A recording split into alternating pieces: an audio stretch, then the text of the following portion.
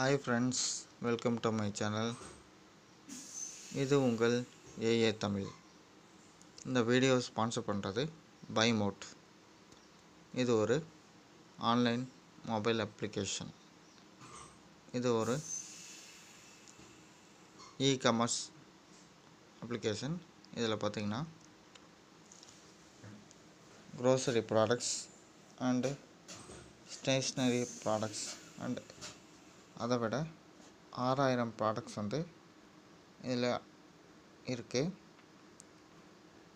இதில் ஒரு ஆஃபர் ஒன்று ப்ரொவைட் பண்ணியிருக்காங்க. இந்த அப்ளிகேஷன் டவுன்லோட் பண்ணிங்கன்னா வெல்கம் கிட் அப்படிங்கிற ஒரு ஆப்ஷன் கொடுத்துருப்பாங்க. இதில் பார்த்திங்கன்னா 23 வகையான ப்ராடக்ட்ஸ் கொடுத்துருக்காங்க.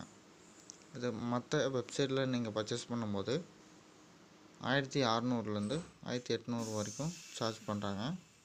இது ஜஸ்ட் பார்த்திங்கன்னா இந்த 999 அப்படிங்கிற அமௌண்ட்டுக்கு இதில் பர்ச்சேஸ் பண்ணிக்கலாம். ஓகே ஃப்ரெண்ட்ஸ், வாங்க வீடியோக்குள்ளே போகலாம்.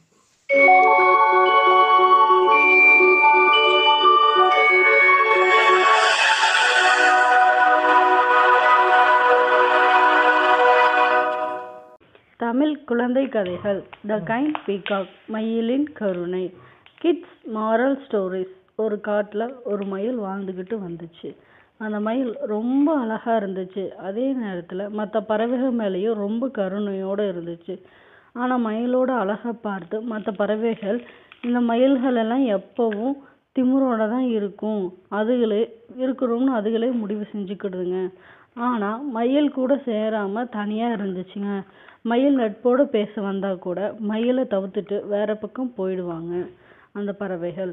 ஒரு நாள் குளிர்காலம் அந்த காட்டில் ஆரம்பிச்சது. அப்போதான் புதுசாக குஞ்சு பறிச்சிருந்த ஒரு குருவி ரொம்ப குளிரில் கஷ்டப்பட்டு இருந்துச்சு. தன்னோட குளிரையும் தன் குஞ்சுகளோட குளிரையும் எப்படி போக்கிடுறதுன்னு தெரியாமல் ரொம்ப கஷ்டப்பட்டு இருந்துச்சு அந்த குருவி. அப்போதான் அங்கே வந்துச்சு அந்த அழகான மயில். குளிரில் கஷ்டப்படுற குருவியும் அதோட குஞ்சுகளையும் பார்த்து மயில் ரொம்ப வருத்தப்பட்டுச்சு. உடனே தன்னோட தோகையிலிருந்து சில இறகுகளை பிச்சு குளிருக்கு இதமாக குருவிக்கும் குருவியோட குஞ்சுகளுக்கும் போத்தி விட்டுச்சு அந்த மயில்.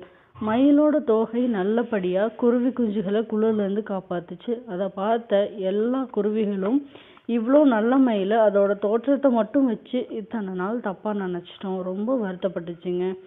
அன்னையிலிருந்து குருவிகளும் பறவைகளும் மயில்களும் ஒற்றுமையாக அந்த காட்டில் வாழ்ந்தாங்க. நீதி. ஒருத்தரோட தோற்றத்தை வச்சு ஒருத்தர் நல்லவர்னும் எப்படி நம்பக்கூடாதோ அதே மாதிரி ஒருத்தரோட தோற்றத்தை வச்சு அவர் கெட்டவர்னும் முடிவு செய்யக்கூடாது.